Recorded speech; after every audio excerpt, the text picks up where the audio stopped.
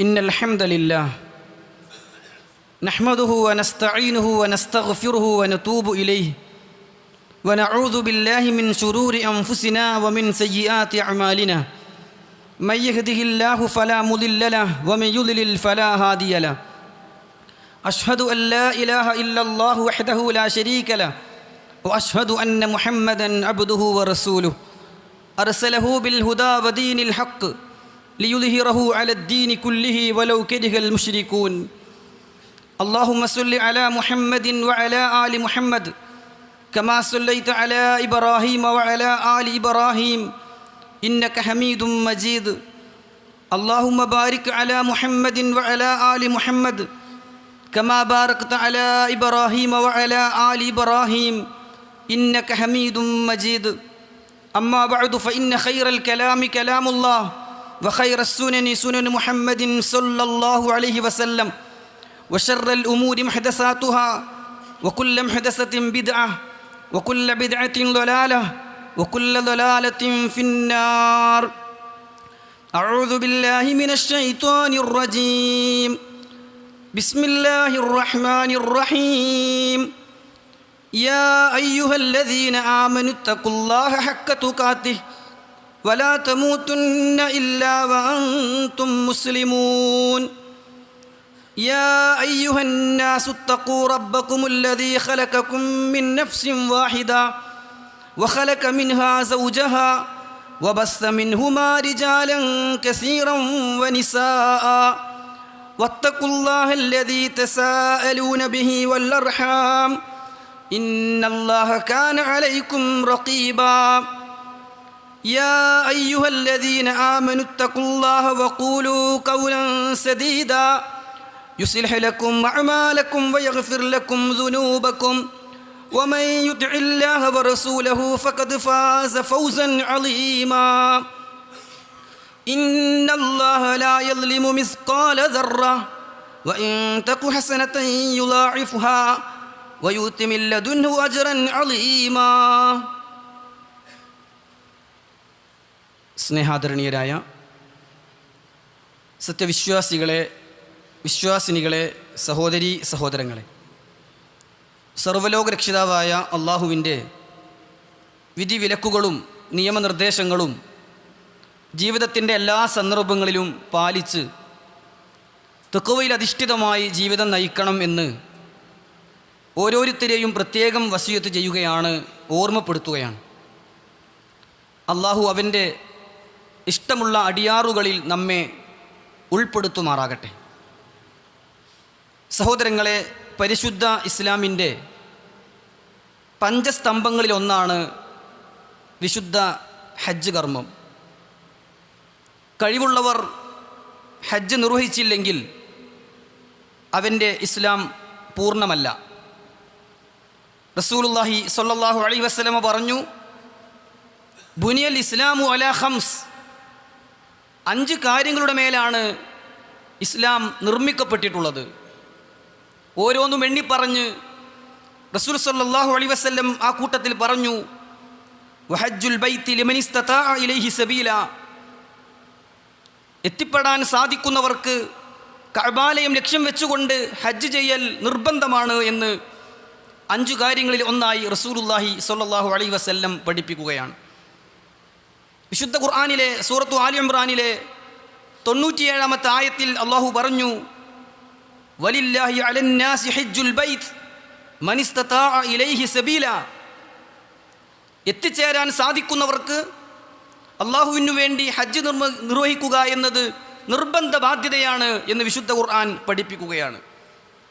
ഖുർആൻ തന്നെ മറ്റൊരു സ്ഥലത്ത് പറഞ്ഞത്, വഅതിമ്മുൽ ഹജ്ജ വൽ ഉംറത ലില്ലാഹ്, വഅതിമ്മു, നിങ്ങൾ പൂർത്തീകരിക്കണേ, അൽ ഹജ്ജ വൽ ഉംറ ലില്ലാഹ്, അള്ളാഹുവിനു വേണ്ടി ഹജ്ജും ഉംറയും പൂർത്തീകരിക്കണേ. ഹജ്ജ് ചെയ്യണം, ഉംറ ചെയ്യണം എന്നത് ഒരു നിർബന്ധ ബാധ്യതയാണ് എന്ന് വിശുദ്ധ ഖുർആൻ തന്നെ പഠിപ്പിക്കുകയാണ്. സഹോദരങ്ങളെ, കഴിവും ശേഷിയുമുള്ളവൻ്റെ മേൽ ആയുസ്സിലൊരിക്കൽ ഹജ്ജ് ചെയ്യൽ നിർബന്ധമാണ് എന്നതിൽ പണ്ഡിത ലോകത്ത് എതിരഭിപ്രായമില്ല. കഅബാലയം വരെ എത്തിച്ചേരാൻ ആവശ്യമായ വാഹനമുണ്ട്, ഭക്ഷണമുണ്ട്, മറ്റ് സൗകര്യങ്ങളുണ്ട് എങ്കിൽ അവരത് ചെയ്യാതിരിക്കുക എന്നത് വലിയ അപരാധമായിട്ടാണ് ഇസ്ലാം നമുക്ക് പഠിപ്പിച്ചു തരുന്നത്.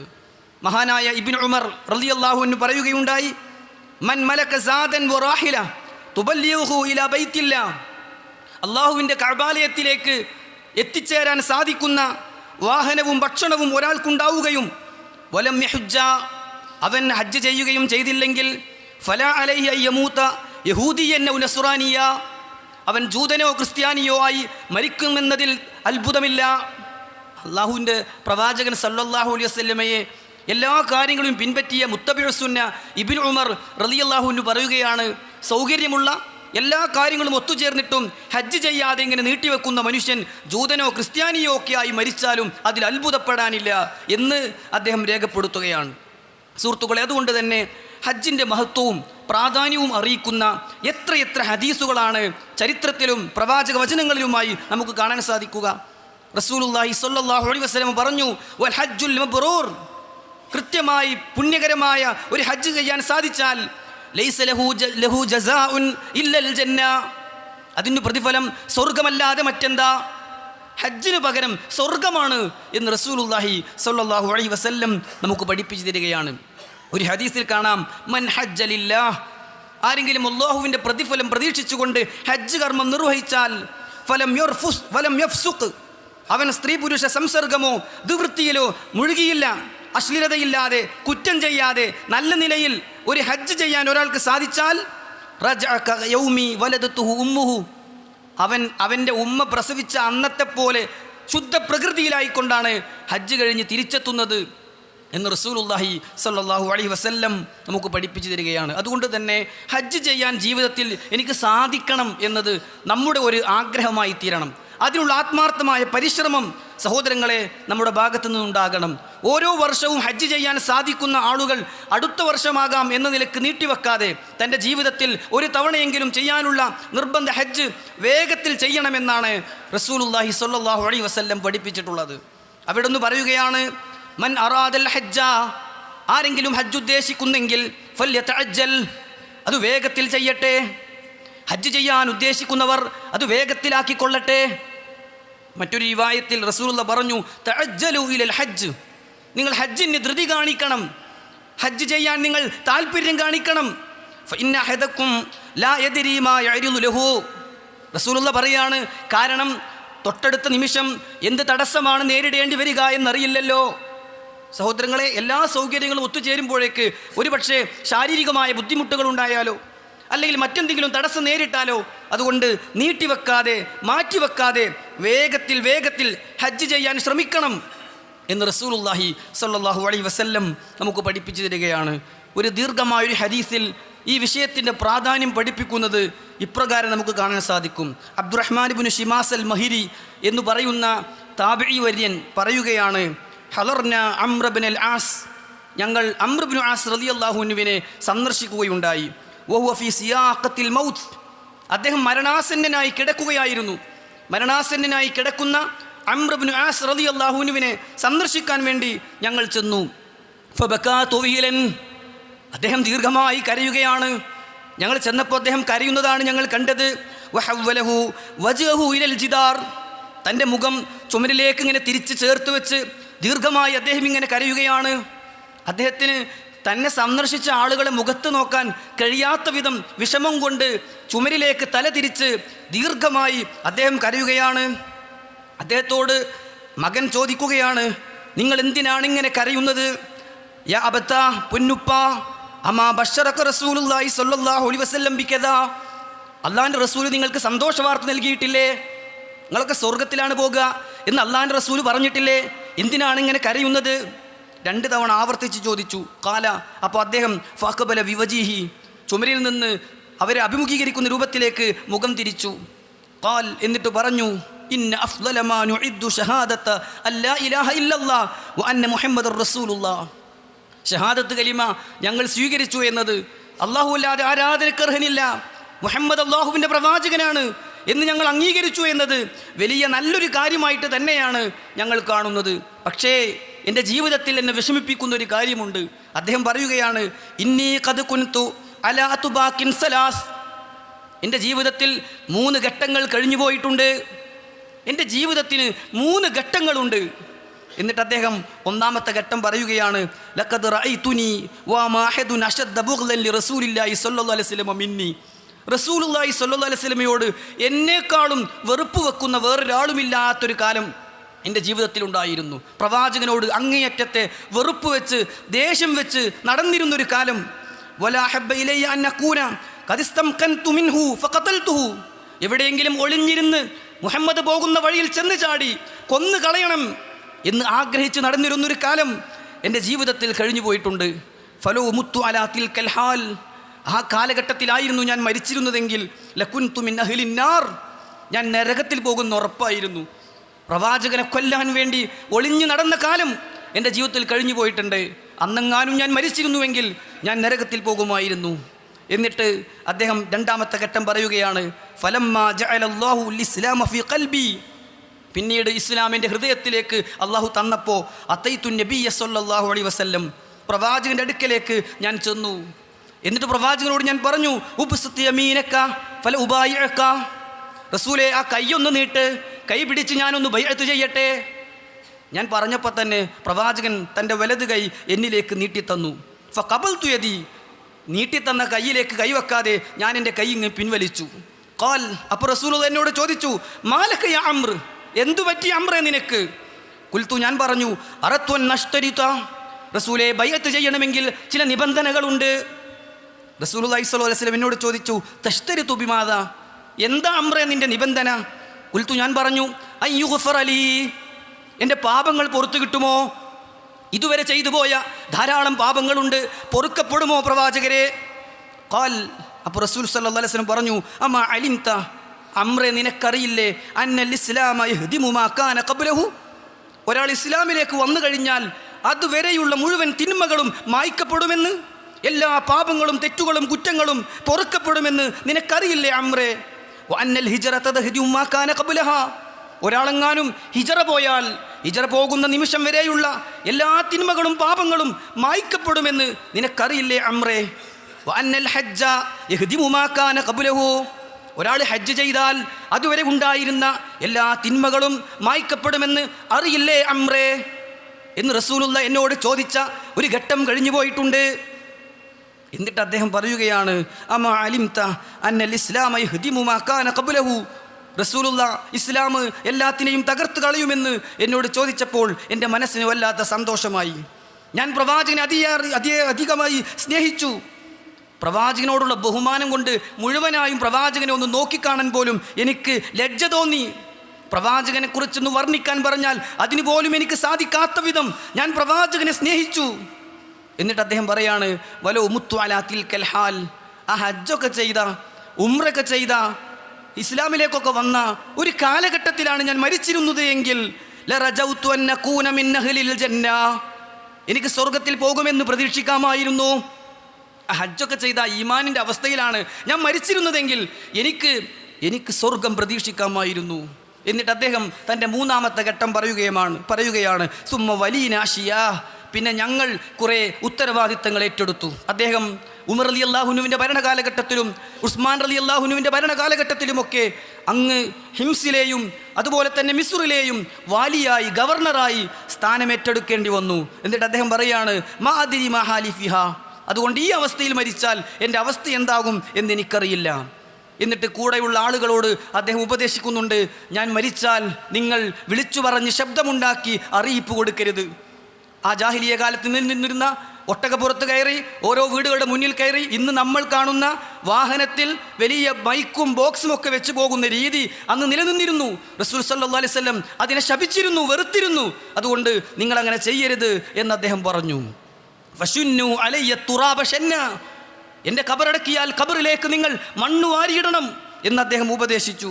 സുമ്മാ ഖീമു ഹൗല ഖബരി ഖദറ മാ തുൻഹറു ജസൂർ, ഒരു ഒട്ടകത്തെ അറുത്ത് വിതരണം ചെയ്യുന്ന അത്ര സമയം എൻ്റെ ഖബറിൻ്റെ അരികിൽ നിന്ന് നിങ്ങൾ എനിക്ക് വേണ്ടി തസ്ബീഹത്തിനെ ചോദിക്കണം. അല്ലാഹുമ്മ സബ്ബിത്ഹു അല്ലാഹുമ്മ ഗഫിർ ലഹു എന്നിങ്ങനെ നിങ്ങൾ എനിക്ക് വേണ്ടി പ്രാർത്ഥിക്കണം എന്നൊക്കെ അദ്ദേഹം അവരെ ഉപദേശിക്കുകയാണ്. സഹോദരങ്ങളെ, നോക്കൂ നിങ്ങൾ, ഒരാൾ ഹജ്ജ് അങ്ങ് ചെയ്താൽ എല്ലാ പാപങ്ങളും പൊറുക്കപ്പെടുമെന്നാണ് ഈ സംഭവത്തിലൂടെ റസൂൽ സല്ലല്ലാഹു അലൈഹി വസല്ലം നമുക്ക് പഠിപ്പിച്ചു തരുന്നത്. ഇത്രയും മഹത്തായ കർമ്മം ജീവിതത്തിൽ ഒരിക്കലെങ്കിലും നിർവഹിക്കാൻ അള്ളാഹു നമുക്ക് തൗഫീക്ക് പ്രദാനം ചെയ്യട്ടെ. ഇത്തവണ നമ്മിൽ നിന്ന്, നമ്മുടെ കുടുംബങ്ങളിൽ നിന്ന്, നമ്മുടെ സുഹൃത്തുക്കളിൽ നിന്ന് ഹജ്ജിന് പോകാൻ ഒരുങ്ങി നിൽക്കുന്നവർക്ക് മഖബൂലും മബ്റൂറുമായ ഹജ്ജ് കർമ്മം നിർവഹിച്ച് തിരിച്ചെത്താൻ അള്ളാഹു തൗഫീഖ് പ്രദാനം ചെയ്യട്ടെ. സഹോദരങ്ങളെ, ഹജ്ജ് ചെയ്യാൻ സാധിക്കാതെ പോയാലും ഹജ്ജിൻ്റെ പ്രതിഫലം നേടാവുന്ന ചില കാര്യങ്ങൾ റസൂലുള്ളാഹി സ്വല്ലല്ലാഹു അലൈഹി വസല്ലം നമുക്ക് പഠിപ്പിച്ചു തന്നിട്ടുണ്ട്. അത്തരത്തിലുള്ള 7 കാര്യങ്ങൾ വേഗത്തിൽ സൂചിപ്പിക്കാനാണ് ഇൻഷാ അല്ലാഹ് ഖുതുബയിലൂടെ ഉദ്ദേശിക്കുന്നത്. ഹജ്ജിൻ്റെ പ്രതിഫലം കിട്ടുന്ന ഏതാനും ചില കർമ്മങ്ങൾ. റസൂൽ സ്വല്ലല്ലാഹു അലൈഹി വസല്ലം പഠിപ്പിച്ച ഒന്നാമത്തെ കാര്യം അന്നിയ്യത്തു സ്വാദിഖ, ആത്മാർത്ഥമായ ആഗ്രഹമുണ്ടാകൽ. ഒരാൾക്ക് ആത്മാർത്ഥമായി ഹജ്ജ് ചെയ്യണമെന്ന ആഗ്രഹമുണ്ട്, കഴിയുന്നത്ര അദ്ദേഹം ഒരുങ്ങുന്നുണ്ട്, പക്ഷേ സാഹചര്യം ഒത്തുകിട്ടുന്നില്ല എങ്കിൽ അയാൾ ഹജ്ജ് ചെയ്ത കൂലി ഓരോ വർഷവും ആ ആഗ്രഹം കൊണ്ട് അയാൾ നേടുന്നുണ്ട്. എന്തേ കാരണം? റസൂലുള്ളാഹി സ്വല്ലല്ലാഹു അലൈഹി വസല്ലം പറഞ്ഞു, ഇന്നമൽ അഅ്മാലു ബിന്നിയാത്ത്, ഉദ്ദേശമനുസരിച്ച് കൊണ്ടാണ് കർമ്മങ്ങൾ സ്വീകരിക്കപ്പെടുക, പരിഗണിക്കപ്പെടുക എന്നവിടുന്ന് പഠിപ്പിച്ചു തന്നിട്ടുണ്ട്. മാത്രവുമല്ല റസൂൽ സ്വല്ലല്ലാഹു അലൈഹി വസല്ലം പറഞ്ഞു, ദുനിയാവ് 4 വിഭാഗം ആളുകളുടേതാണ്. ഒന്ന്, അള്ളാഹു സമ്പത്ത് കൊടുത്തു, അള്ളാഹു അറിവും കൊടുത്തു. ആ അറിവ് കൊണ്ട് സമ്പത്ത് അള്ളാഹുവിൻ്റെ മാർഗത്തിൽ അയാൾ ചിലവഴിച്ചു, അയാളാണ് ഏറ്റവും നല്ല മനുഷ്യൻ. രണ്ടാമതായി റസൂലുള്ള പറഞ്ഞു, വഅബ്ദുൻ റസഖഹുല്ലാഹു ഇൽമൻ വലം യർസുഖുഹു മാല, ഒരാൾക്ക് അള്ളാഹു അറിവ് കൊടുത്തു, സമ്പത്ത് കൊടുത്തില്ല. ആ അറിവ് കൊണ്ട് സമ്പത്ത് ചെലവഴിക്കുന്നത് കണ്ട്, സമ്പത്ത് കൊണ്ട് ഹജ്ജിന് പോകുന്നത് കണ്ട്, സ്വതക്ക കൊടുക്കുന്നത് കണ്ട് അയാളിങ്ങനെ മനസ്സിൽ ആഗ്രഹിക്കുകയാണ്, ലൗ അന്നലി മാല, എനിക്കും പൈസ ഉണ്ടായിരുന്നെങ്കിൽ ലഅമിൽതു ബിഅമലി ഫുലാൻ, ഇയാൾ ചെയ്യുന്നതൊക്കെ എനിക്ക് ചെയ്യാമായിരുന്നു, എനിക്കും ഹജ്ജിന് പോകാമായിരുന്നു എന്നിങ്ങനെ മനസ്സുകൊണ്ട് പറഞ്ഞു. റസൂലുള്ള പറഞ്ഞു, ഫഹുവ ബിനിയ്യതിഹി, അയാൾ അദ്ദേഹത്തിൻ്റെ ആ നിയ്യത്തിനനുസരിച്ച് ഫഅജ്റുഹു മാ സവാ, ആദ്യത്തെ വ്യക്തിയുടെ അതേ കൂലി വാങ്ങും എന്ന് റസൂലുള്ളാഹി സ്വല്ലല്ലാഹു അലൈഹി വസല്ലം പറയുകയാണ്. മൂന്നാമത്തേത്, അള്ളാഹു അറിവും കൊടുത്തില്ല, എന്നാൽ അള്ളാഹു സമ്പത്ത് കൊടുത്തിട്ടുണ്ട്. ആ സമ്പത്ത് കൊണ്ട്, അറിവില്ലായ്മ കൊണ്ട് തന്നെ ദുഷിച്ച കാര്യങ്ങൾക്ക് വേണ്ടി അയാൾ ചെലവഴിച്ചു, അയാളാണ് ഏറ്റവും മോശം മനുഷ്യൻ. നാലാമത്തേത്, സമ്പത്തുമില്ല, അറിവുമില്ല, സമ്പത്ത് ദുഷിച്ച കാര്യങ്ങൾക്ക് ചെലവഴിക്കുന്നത് കണ്ടിട്ട് ഇയാളിങ്ങനെ ആഗ്രഹിക്കുക, എനിക്കും പൈസ ഉണ്ടെങ്കിൽ എനിക്കും ഇങ്ങനെ ദൂർത്തടിക്കാമായിരുന്നു, എനിക്കും ഈ തിന്മകളൊക്കെ ചെയ്യാമായിരുന്നു, രണ്ടുപേരും കുറ്റത്തിൽ ഒരുപോലെയാണ് എന്ന് റസൂലുള്ളാഹി സ്വല്ലല്ലാഹു അലൈഹി വസല്ലം പഠിപ്പിക്കുകയാണ്. സഹോദരങ്ങളെ, ആത്മാർത്ഥമായ ഒരു ആഗ്രഹം ഉണ്ടാവുക എന്നതാണ് ഹജ്ജിൻ്റെ കൂലി വാങ്ങാനുള്ള ഒന്നാമത്തെ കാര്യമെങ്കിൽ, രണ്ടാമത്തേത് അറിവ് പകരുകയോ നുകരുകയോ ചെയ്യാൻ വേണ്ടി പള്ളിയിൽ ഹാജരാവുക എന്നതാണ്. അത് ജുമുഅ ഖുതുബക്കാണെങ്കിലും അല്ലാത്ത കാര്യങ്ങൾക്കാണെങ്കിലും ഖുർആൻ ക്ലാസ്സുകൾക്കാണെങ്കിലും ഫിഖ് പഠന ക്ലാസ്സുകൾക്കാണെങ്കിലും അറിവ് നേടാനോ അറിവ് പകർന്നു കൊടുക്കാനോ വേണ്ടി പള്ളിയിൽ ഹാജരാകൽ ഹജ്ജിൻ്റെ കൂലി കിട്ടുമെന്നാണ്. റസൂലുള്ളാഹി സ്വല്ലല്ലാഹു അലൈഹി വസല്ലം പറയുകയാണ്, മൻ ഗദാ ഇലൽ മസ്ജിദി, ആരെങ്കിലും പള്ളിയിലേക്ക് പോയി ലാ യുരീദു ഇല്ലാ യതഅല്ലമ ഖൈറാ, എന്തെങ്കിലും ഒരു നന്മ പഠിക്കാൻ വേണ്ടിയാണ് അയാൾ പോകുന്നത്, ഔ യുഅല്ലിമഹു, അല്ലെങ്കിൽ മറ്റുള്ളവരെ പഠിപ്പിക്കാനാണ്, കാന ലഹു കഅജ്രി ഹാജിൻ താമ ഹജ്ജതുഹു, പൂർണ്ണമായൊരു ഹജ്ജ് ചെയ്ത പ്രതിഫലം അയാൾ അതിലൂടെ നേടുന്നതാണ്. പക്ഷേ സഹോദരങ്ങളെ, ആ ഉദ്ദേശത്തോടെ വരണം. ഒരു ക്ലാസ്സിന് വരുമ്പോൾ, ഒരു ഖുതുബക്ക് വരുമ്പോൾ എനിക്ക് ഇൽമ് കിട്ടണം, എനിക്കറിയുന്നത് മറ്റുള്ളവർക്ക് പറഞ്ഞു കൊടുക്കണം എന്ന ആഗ്രഹത്തോടെ ശുഹൂദു മജാലിസിൽ ഇൽമി ഫിൽ മസാജിദി തഅല്ലുമൻ ഔ തഅലീമ, പഠിക്കാനോ പഠിപ്പിക്കാനോ പള്ളിയിൽ ഹാജരാകൽ ഹജ്ജിൻ്റെ കൂലി കിട്ടുന്ന കാര്യമായി റസൂലുള്ളാഹി സ്വല്ലല്ലാഹു അലൈഹി വസല്ലം നമുക്ക് പഠിപ്പിച്ചു തരികയാണ്. മൂന്നാമത്തേത് ശുഹൂദുൽ ഫറായിലി ജമാഅത്തൻ ഫിൽ മസാജിദ്, പള്ളിയിലെ ജമാഅത്ത് നമസ്കാരങ്ങൾക്ക്, ഫർള് നമസ്കാരങ്ങൾക്ക് ആത്മാർത്ഥമായി ഹാജരാവുക എന്നത് ഹജ്ജിൻ്റെ കൂലി കിട്ടുന്ന കാര്യമാണ്. റസൂൽ സല്ലല്ലാഹു അലൈഹി വസല്ലം പറയുകയാണ്, മൻ മശാ ഇലാ സ്വലാത്തിൻ മക്തൂബത്തിൻ ഫിൽ ജമാഅ, ജമാഅത്ത് നമസ്കാരത്തിൽ, നിർബന്ധ നമസ്കാരത്തിന് ആരെങ്കിലും പള്ളിയിലേക്ക് നടന്നുപോയാൽ ഫഹിയ കഹജ്ജ, ഹജ്ജ് ചെയ്ത പോലെ കൂലിയാണ്. വമൻ മശാ ഇലാ സുബ്ഹത്തിൽ ളുഹാ, ളുഹാ നമസ്കാരത്തിനാണ് ഒരാൾ പോകുന്നതെങ്കിലോ കാന ലഹു കഅജ്രിൽ മുഅ്തമിർ, ഉംറ ചെയ്തവൻ്റെ പ്രതിഫലമാണ്. റസൂൽ സല്ലല്ലാഹു അലൈഹി വസല്ലം പറയാണ്, 5 നേരത്തെ നമസ്കാരത്തിന് ആത്മാർത്ഥമായി പള്ളിയിലേക്ക് പോകുന്ന ഒരു മനുഷ്യന് ഹജ്ജ് ചെയ്ത കൂലിയുണ്ട്. സുന്നത്ത് നമസ്കാരത്തിന് പോകുന്നവന് ഉംറ ചെയ്ത കൂലിയുണ്ട് എന്ന് റസൂൽ സല്ലല്ലാഹു അലൈഹി വസല്ലം പറഞ്ഞു. ഒരു ഹദീസിൽ ചില നിബന്ധനകൾ കൂടി പറഞ്ഞു. മൻ ഖറജ മിൻ ബൈതിഹി മുതതഹിറ, വീട്ടിൽ നിന്ന് വുളു എടുത്തുകൊണ്ടാണ് അയാൾ പള്ളിയിലേക്ക് പോകുന്നത്, ഇലാ സ്വലാത്തിൻ മക്തൂബ, ഫർള് നമസ്കാരത്തിന് പോകുന്നത് എങ്കിൽ ഫഅജ്റുഹു കഅജ്രിൽ ഹാജിൽ മുഹ്രിം, ഇഹ്റാമിൽ പ്രവേശിച്ച ഒരു ഹാജിയുടെ കൂലി അയാൾക്ക് അല്ലാഹു കൊടുക്കും. അഥവാ വുളുവോട് കൂടിയാണ്, ശുദ്ധിയോട് കൂടിയാണ് അയാൾ പള്ളിയിൽ പോകുന്നതെങ്കിലാണ് ആ പ്രതിഫലമുള്ളത് എന്നാണ് ചില ഹദീസുകളിൽ നിന്ന് മനസ്സിലാകുന്നത്. സഹോദരങ്ങളെ, ഹജ്ജിൻ്റെ കൂലി കിട്ടുന്ന നാലാമത്തെ ഒരു കാര്യമാണ് അദാഉ സ്വലാത്തിൽ ഇഷ്റാഖ് നമസ്കാരം നിർവഹിക്കൽ. നമ്മൾ പലപ്പോഴായി കേട്ടിട്ടുള്ള കാര്യമാണ്. റസൂൽ സ്വല്ലല്ലാഹു അലൈഹി വസല്ലം പറഞ്ഞു, മൻ സ്വല്ലൽ ഗദാത ഫി ജമാഅ, ആരെങ്കിലും സുബ്ഹ് നമസ്കാരം ജമാഅത്തായി നിർവഹിച്ചു, സുമ്മ ഖഅദ, പിന്നെ അവിടെ തന്നെ ഇരുന്നു, യദ്കുറുല്ലാഹ ഹത്താ തത്ലു അശ്ശംസു, സൂര്യൻ ഉദിക്കുന്നത് വരെ അള്ളാഹുവിനെ ഓർത്തുകൊണ്ട് ദിക്റുകൾ ചൊല്ലിക്കൊണ്ട് അവിടെ തന്നെ ഇരുന്നു. സൂര്യൻ ഉദിച്ച് ഒരു 10, 15, 20 മിനിറ്റ് കഴിഞ്ഞു. സുമ്മ സ്വല്ലാ റകഅതൈനി, എന്നിട്ട് 2 റക്അത്ത് ദുഹ നമസ്കാരം, ഇഷ്റാഖിൻ്റെ നമസ്കാരം നിർവഹിച്ചാൽ കാനത്ത് ലഹു, അവനുണ്ട് അജ്രി ഹജ്ജത്തിൻ വ ഉംറത്തിൻ താമ്മ, നിറഞ്ഞ തികഞ്ഞ സമ്പൂർണമായ മഖബൂലായ മബ്റൂറായ ഹജ്ജിൻ്റെയും ഉംറയുടെയും കൂലി അള്ളാഹു അയാൾക്ക് കൊടുക്കും എന്ന് റസൂലുള്ളാഹി സ്വല്ലല്ലാഹു അലൈഹി വസല്ലം നമുക്ക് പഠിപ്പിച്ചു തരികയാണ്. സഹോദരങ്ങളെ, ഹജ്ജിൻ്റെ കൂലി കിട്ടുന്ന 5ാമത്തെ കാര്യം ദിക്റുല്ലാഹി തആല ബഅദ സ്വലാഹ്, നമസ്കാര ശേഷം ചൊല്ലുന്ന 33 തവണ വീതം സുബ്ഹാനല്ലാഹ്, അൽഹംദുലില്ലാഹ്, അല്ലാഹു അക്ബർ എന്ന് ചൊല്ലുന്നതിന് ഹജ്ജിൻ്റെ കൂലിയുണ്ട്. റസൂൽ സല്ലല്ലാഹു അലൈഹി വസല്ലം അടുക്കലേക്ക് ചില ഫുഖറാഉകൾ, ദരിദ്രർ, പാവങ്ങൾ കടന്നു വരികയാണ്. എന്നിട്ട് പ്രവാചകൻ സല്ലല്ലാഹു അലൈഹി വസല്ലമയോട് അവർ പരാതി പറയുകയാണ്. ദഹബ അഹ്ലുദ് ദുസൂരി മിനൽ അംവാലി ബിദ്ദറജാത്ത്, റസൂലേ, പണമുള്ള ആളുകളൊക്കെ പണം കൊണ്ട് കൂലി വാങ്ങുകയാണ്, പ്രതിഫലം നേടുകയാണ്. എന്നിട്ട് ഉദാഹരണം പറയുന്നുണ്ട്, യുസല്ലൂന കമാ നുസല്ലി, ഞങ്ങൾ നമസ്കരിക്കുന്ന നമസ്കാരമൊക്കെ പൈസക്കാർക്ക് പണക്കാർക്കുണ്ട് റസൂലേ. വയസൂമൂന കമാ നസൂം, ഞങ്ങൾ നോമ്പെടുക്കുന്നത് പോലെ അവരും നോമ്പെടുക്കുന്നുണ്ട് പ്രവാചകരെ. പക്ഷേ വലഹും ഫദ്ലും മിൻ അംവാൽ, അവർക്ക് സാമ്പത്തിക ശേഷിയും ഉള്ളതുകൊണ്ട് യുഹജ്ജൂൻ ബിഹാ വയഅ്തമിറൂൻ, അവർ ഹജ്ജിന് പോകുന്നു, അവർ ഉംറക്ക് പോകുന്നു എന്ന് പറഞ്ഞ് അന്ന് പോലും ഹജ്ജ് ചെയ്യാൻ, ഉംറ ചെയ്യാൻ സാധാരണ അവസ്ഥയിൽ നിന്ന് വ്യത്യസ്തമായി സാമ്പത്തിക ശേഷി വേണ്ടിയിരുന്നു എന്നർത്ഥം. തൻ്റെ കുടുംബത്തിന് ആദ്യം തന്നെ കാര്യങ്ങളൊക്കെ ഏൽപ്പിച്ചാണല്ലോ പോകേണ്ടത്. അങ്ങനെ ചില ഒരുക്കങ്ങൾ ആവശ്യമായിരുന്നു. അതുകൊണ്ട് സ്വഹാബികൾ വന്നിട്ട് പറയാണ്, അവർക്ക് പണമുള്ളത് കൊണ്ട് അവർ ഹജ്ജ് ചെയ്യുന്നുണ്ട് പ്രവാചകരെ, അവർ ഉംറ ചെയ്യുന്നുണ്ട് പ്രവാചകരെ. വയുജാഹിദൂന വയതസദ്ദഖൂൻ, അവർ അല്ലാഹുവിൻ്റെ മാർഗത്തിൽ സമ്പത്ത് കൊണ്ട് ജിഹാദ് ചെയ്യുകയാണ്, ദാനധർമ്മം ചെയ്യുകയാണ്. റസൂൽ സല്ലല്ലാഹു അലൈഹി വസല്ലം പറഞ്ഞു, അലാ ഉഹദ്ദിസുക്കും, ഞാൻ നിങ്ങൾക്കൊന്നൊരു കാര്യം പറഞ്ഞു തരട്ടെ, ഇൻ അഖത്തും അദ്റക്തും മിൻ സബഖക്കും, അതെങ്ങാനും നിങ്ങൾ സ്വീകരിച്ച് ചെയ്യുകയാണെങ്കിൽ ഈ പോകുന്ന ആളുകളൊക്കെ കൂലി നിങ്ങൾക്ക് പോകാതെ കിട്ടും. എന്നിട്ട് റസൂൽ സല്ലല്ലാഹു അലൈഹി വസല്ലം പഠിപ്പിച്ചു കൊടുത്തു, നിങ്ങൾ ഓരോ ഫർള് നമസ്കാര ശേഷവും സുബ്ഹാനല്ലാഹ്, അൽഹംദുലില്ലാഹ്, അല്ലാഹു അക്ബർ എന്നിവ 33 തവണ വീതം പറയുക എന്ന് അവിടുന്ന് പഠിപ്പിച്ചു കൊടുക്കുകയാണ്. പിന്നീട് പണക്കാരും ഇതറിയുകയും അവർ ഈ ദിക്റുകൾ ചൊല്ലാൻ തുടങ്ങുകയും അവിടെയും അവർ മുൻകടന്നു എന്നും അത് പ്രവാചകനോട് സ്വഹാബികൾ പറഞ്ഞപ്പോൾ അതല്ലാഹുവിൻ്റെ ഔദാര്യമാണ്, അവൻ ഉദ്ദേശിക്കുന്നവർക്ക് കൊടുക്കുന്നതാണ് എന്ന ആയത്ത് റസൂലുള്ളാഹി സ്വല്ലല്ലാഹു അലൈഹി വസല്ലം ഓതുകയുണ്ടായി എന്നുമൊക്കെ ഹദീസുകളിൽ നമുക്ക് കാണാൻ സാധിക്കും. സഹോദരങ്ങളെ, ഹജ്ജിൻ്റെ കൂലി കിട്ടുന്ന മറ്റൊരു കാര്യമാണ് റമളാനിൽ ഉംറ നിർവഹിക്കുക എന്നത്.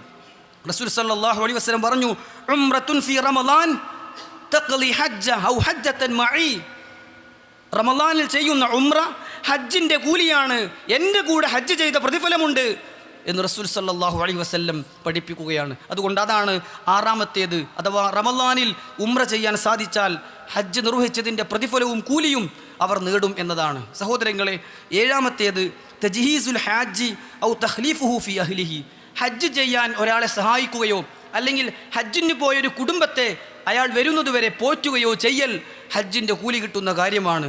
റസൂലുള്ളാഹി സ്വല്ലല്ലാഹു അലൈഹി വസല്ലം പറഞ്ഞു, മൻ ജഹ്ഹസ ഗാസിയ, ഏതെങ്കിലും ഒരു യോദ്ധാവിനെ ഒരാൾ സാമ്പത്തികമായും മറ്റും ഒരുക്കിയാൽ, ഔ ജഹ്ഹസ ഹാജ്ജൻ, അല്ലെങ്കിൽ ഹജ്ജിന് പോകാൻ ഒരാളെ സഹായിച്ചാൽ, ഔ ഖല്ലഫഹു ഫി അഹ്ലിഹി, അല്ലെങ്കിൽ ഹജ്ജിന് പോകുന്ന ഒരാൾക്ക് കുടുംബത്തിന് സഹായം കൊടുത്താൽ, ഔ ഫത്തറ സ്വായിമ, അല്ലെങ്കിൽ നോമ്പുകാരനെ നോമ്പ് തുറക്കാൻ സഹായിച്ചാൽ, കാന ലഹു മിസ്ലു ഉജൂരിഹിം മിൻ ഗൈരി അൻ യൻഖുസ മിൻ ഉജൂരിഹിം ഷൈഅ, അവരുടെ കൂലി ഒട്ടും കുറയാതെ ഈ കൊടുത്ത വ്യക്തിക്ക് അതേ കൂലി കിട്ടും. ഒരാളെ ഹജ്ജിന് പറഞ്ഞയച്ചാൽ അല്ലെങ്കിൽ ഹജ്ജിന് പോകുന്നൊരു വ്യക്തിക്ക് വരുന്നതുവരെ ആ കുടുംബത്തെ പോറ്റിയാൽ ഹജ്ജ് ചെയ്ത കൂലിയുണ്ട് എന്നാണ് റസൂലുള്ളാഹി സ്വല്ലല്ലാഹു അലൈഹി വസല്ലം നമുക്ക് പഠിപ്പിച്ചു തരുന്നത്. സഹോദരങ്ങളെ, അള്ളാഹു ഔദാര്യവാനാണ്, നമുക്ക് എത്രയും പ്രതിഫലം തരാൻ കാത്തു നിൽക്കുകയാണ്. ഖുർആൻ നമ്മെ പഠിപ്പിച്ചതുപോലെ സൂറത്തുൻ നിസായിലെ 40ാമത്തെ വചനമാണ് ഖുതുബയുടെ തുടക്കത്തിൽ ഓതി വെച്ചത്. അള്ളാഹു പറയാണ്, ഇന്നല്ലാഹ ലാ യളിമു മിസ്കാല ദർറ, അള്ളാഹു സുബ്ഹാനഹു വ തആല ഒരു അണു അളവ് പോലും അനീതി കാണിക്കുകയില്ല. ദർറത്ത് എന്നൊക്കെ പറഞ്ഞാൽ അറബി ഭാഷയിൽ അതിൻ്റെ അർത്ഥം എന്താണ്? ദ്വാരത്തിലൂടെ ഒരു വെളിച്ചം ഇങ്ങനെ വരുമ്പോൾ കാണുന്ന പൊടിപടലം. അത്ര പോലും അല്ലാഹു സുബ്ഹാനഹു വ തആല അനീതി കാണിക്കുകയില്ല. വഇൻ തകു ഹസന യുളാഇഫാ, ഏതൊരു നന്മ ആര് ചെയ്തിട്ടുണ്ടെങ്കിലും ഇരട്ടി ഇരട്ടിയായി പ്രതിഫലം കൊടുക്കുന്നതാണ്. വയൂതി മിൻ ലദുൻഹു അജ്റൻ അളീമാ, മഹത്തായ പ്രതിഫലവും വേറെയും തരുന്നതാണ്. അള്ളാഹുവിൻ്റെ പ്രതിഫലം ധാരാളമായി കിട്ടുന്ന സൗഭാഗ്യവാന്മാരിൽ അള്ളാഹു നമ്മെ ഉൾപ്പെടുത്തുമാറാകട്ടെ. അൽഹംദുലില്ലാഹി റബ്ബിൽ ആലമീൻ, അസ്സലാത്തു വസ്സലാമു അലാ റസൂലിഹിൽ അമീൻ വഅലാ ആലിഹി വസഹ്ബിഹി അജ്മഈൻ, അമ്മാ ബഅദ്. സ്നേഹമുള്ള വിശ്വാസികളെ, വിശ്വാസിനികളെ, അള്ളാഹുവിനെ സൂക്ഷിച്ച് ജീവിക്കണമെന്ന് ഒരിക്കൽ കൂടി വസിയ്യത്ത് ചെയ്യുകയാണ്. മഹത്തായ ഹജ്ജ് കർമ്മത്തിനായി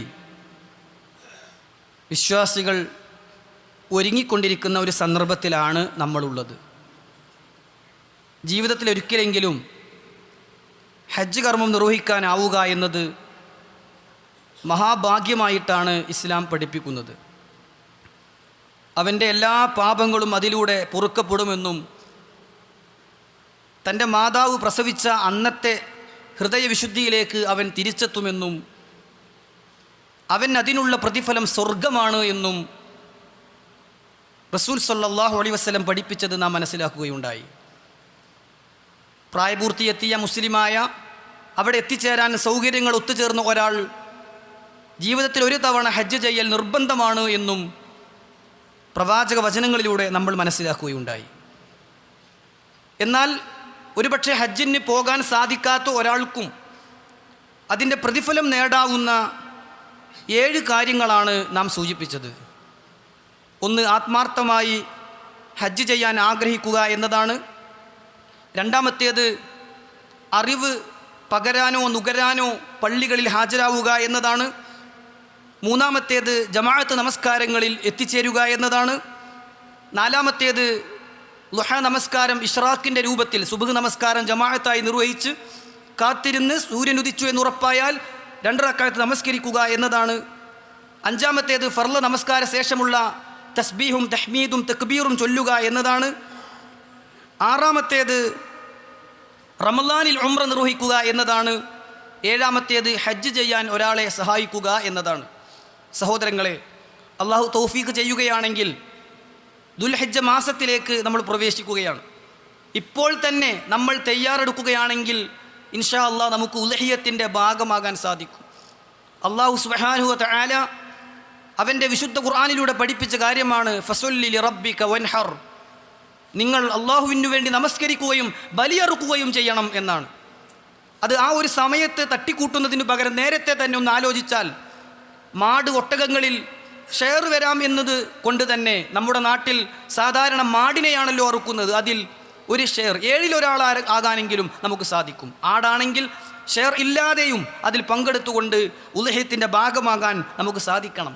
റസൂലുള്ളാഹി സ്വല്ലല്ലാഹു അലൈഹി വസല്ലം പറഞ്ഞു, മൻ കാന ലഹു സഅ, ആർക്കെങ്കിലും സൗകര്യങ്ങളുണ്ട്, സാമ്പത്തികമായ ശേഷിയുണ്ട്, വലം യുളഹി, എന്നിട്ടും അവൻ ബലികർമ്മത്തിൻ്റെ ഭാഗമാകുന്നില്ലെങ്കിൽ ഫലാ യഖ്റബന്ന മുസല്ലാന, അവൻ എൻ്റെ നമസ്കാരത്തിന്, എൻ്റെ പെരുന്നാൾ നമസ്കാരങ്ങളിലേക്ക് വരേണ്ടതില്ല എന്നുപോലും അവിടുന്ന് പഠിപ്പിക്കുകയാണ്. സാധാരണ റസൂൽ സല്ലല്ലാഹു അലൈഹി വസല്ലം ആർത്തവകാരികളോട് പോലും വസ്ത്രമില്ലാത്തവരോട് കടം വാങ്ങി ധരിച്ചിട്ടെങ്കിലും വരണമെന്നാണ് മുസല്ലകളെക്കുറിച്ച് പറഞ്ഞത് എങ്കിൽ, ഈദ് നമസ്കാരങ്ങളിലേക്ക് വരണമെന്നാണ് പറഞ്ഞതെങ്കിൽ, പ്രവാചകൻ പഠിപ്പിക്കുകയാണ് ഉൽഹിയ്യത്തിന് ശേഷിയുണ്ടായിട്ടും പങ്കെടുക്കാത്തവൻ വരേണ്ടതില്ല എന്ന് പറയുമ്പോൾ സുഹൃത്തുക്കളെ, അതിൻ്റെ ഗൗരവം എത്രത്തോളം ഉണ്ട് എന്ന് നമ്മൾ മനസ്സിലാക്കേണ്ടതുണ്ട്. ഇബ്നു ഉമർ റളിയല്ലാഹു അൻഹു പറഞ്ഞു, അഖാമ റസൂലുള്ളാഹി സ്വല്ലല്ലാഹു അലൈഹി വസല്ലം ബിൽ മദീനത്തി 10 സിനീൻ, റസൂൽ സ്വല്ലല്ലാഹു അലൈഹി വസല്ലം മദീനത്തുണ്ടായിരുന്ന 10 വർഷവും അവിടുന്ന് ബലിയറുത്തു എന്ന് ഇമാം തുർമുദി റിപ്പോർട്ട് ചെയ്യുന്ന ഹദീസിലൂടെ നമുക്ക് കാണാൻ സാധിക്കുകയാണ്. മാത്രവുമല്ല, അതൊക്കെ